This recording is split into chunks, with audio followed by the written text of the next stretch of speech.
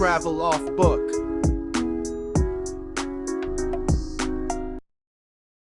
හයි කොහොමද ඉතින් ඔයාලට? ඔන්න මම කාලෙකින් අලුත් vlog එකක් අරගෙන ආවා. මේ පාර අපේ ෆස්ට් vlog එක විදිහට මම අරගෙන ඉන්නේ සිරිපාද tour එක අපේ. tour එකේ පුංචි දේවල් මම ලොකුවට වීඩියෝ එකක් කරන්න බලාපොරොත්තු වෙන නැහැ. ඉතින් චූටි දේවල් වලින් චූටි මිනි vlog එකක් ඔයාලට අරන් ආවේ. අපි මැයි 4 වෙනිදා උදේ 10ට වගේ තමයි ගෙදරින් පිටත් වුනේ. අපේ පවුලේ කට්ටියත් එක්ක අපි හැඩන් පැත්තෙන් තමයි සිරිපා කරුණා කරන්න හිතාගෙන ආවේ. අපි කොහොම හරි දවල්ට කාලා බීලා එහෙම මුලින්ම මෙතන මේ තියෙන සමන් දේවාලයේ බුදුමැදුරයි වන්දනා කරගත්තා. උන්ට ගිය වෙලේ නම් මම නම් ආසාවෙන් හිටියේ එතන තිබුණ හරිම ලස්සනට හදලා තිබුණ මල් ටිකට. රෝස මල් එහෙම මාර ලස්සනයි. ඉතින් ඇත්තටම නුවරඑළ ගියා වගේ ෆීල් එකක් තමයි එතනට ගියහම මට දැනුනේ. වැඳ පුදාගෙන අපි ඊට පස්සේ හවස 4 වගේ වෙනකොට නලතන්නියට ගියා. ඉතින් සීත ගගුලෙන් නාන්න කියලා හිතාගෙන ආවත් ඊට කලින් අපි ෆ්‍රෙෂ් වෙලා යන්න ඕන නිසා පහළ එතනම තිබුණ ගඟෙන් නාලා එහෙම තමයි ශ්‍රීපාදය නගින්න පටන් ගත්තේ.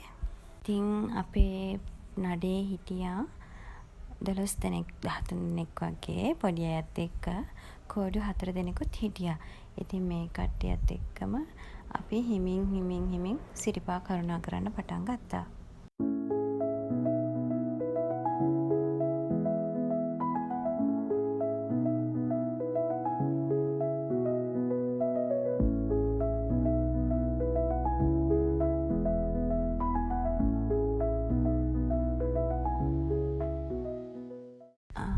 හිමින් අපි ඉතින් කොහොම හරි සීත ගඟුල ගාවටත් ආවා. මෙතනින් අපේ කෝඩු 4 දෙනාටත් චාරිත්‍ර වගේක් කරන්න තිබුණනේ.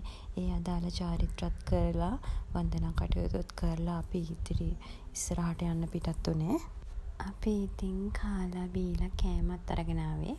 ඒවත් ඉතින් කන ගමන් හිමින් ඉදිකට පහන ගාවටත් ආවා. එතනින් අපේ කෝඩු 4 දෙනාගේ චාරිත්‍ර ටිකත් ඉටු කරලා හිමින් කළුවරේ අපිට ගොඩාක් හරියක් නගින්න ඕනේ. කළුවරේ ලයිට්ස් තිබුණේ නැහැ.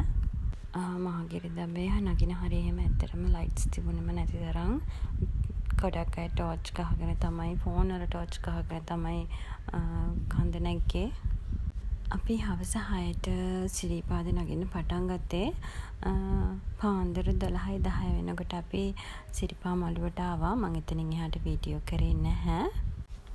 කොච්චර අමාරුවෙන් වුණත් සිරිපා කරුණා කරා මෙතනට ගියාම එන හැඟීම ගැන කියන්න වචන නැහැ.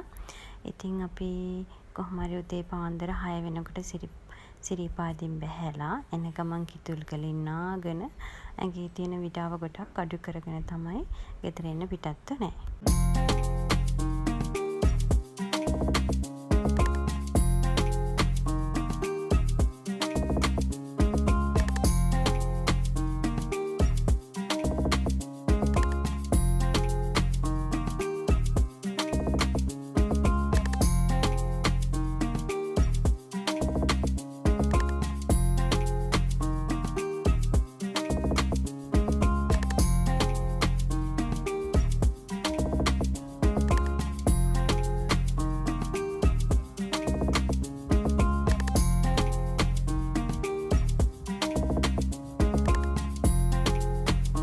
ඉතින් අපි travel off book ඔයාලගෙන් සමුගන්නවා.